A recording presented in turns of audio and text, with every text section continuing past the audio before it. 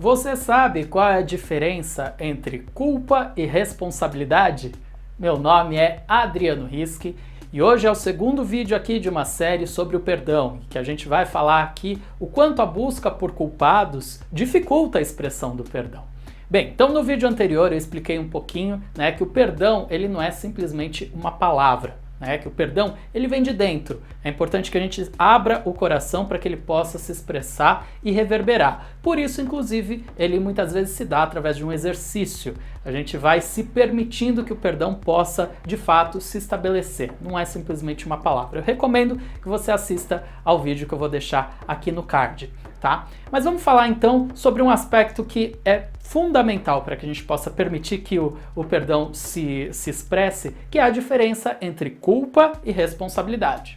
Então a culpa, ela está ali atrelada a uma questão mais emocional, enquanto a responsabilidade tem a ver com o estado de ser, de nós percebermos o quanto nós somos sempre responsáveis por tudo o que nos acontece na vida. Então vamos entender um pouquinho mais, porque essa responsabilidade ela tem a ver com o estado de unidade e a culpa tem a ver com o estado de dualidade, o que a gente fala já muito aqui também em referência à própria física quântica, que é a base de todo o meu trabalho enquanto terapeuta.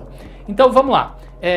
Eu até citei um outro exemplo também no vídeo anterior, mas aqui eu queria contar uma história que é bem similar, inclusive, que é quando eu era pequeno, eu lembro que eu brigava muito com meu irmão. Então, coisa de criança, que a gente sempre tinha ali os atritos. E a gente brigava e o meu pai sempre chamava os dois e falava: "Ah, você tem que perdoar o seu irmão". E aí os dois meio sacaninhas ali, crianças, a gente falava, um falava pro outro: "Eu te perdoo". E dava um ar assim, meio de superioridade. Eu citei um exemplo similar no outro vídeo também, E aí a gente pode entender isso, de que quando eu falava isso, ele ficava mais irritado ainda. E quando ele falava, eu também ficava ainda mais irritado, porque isso não é perdão, isso é uma coisa da boca para fora, Mas a gente vai entender que na busca por culpados, a gente também não está indo no X da questão.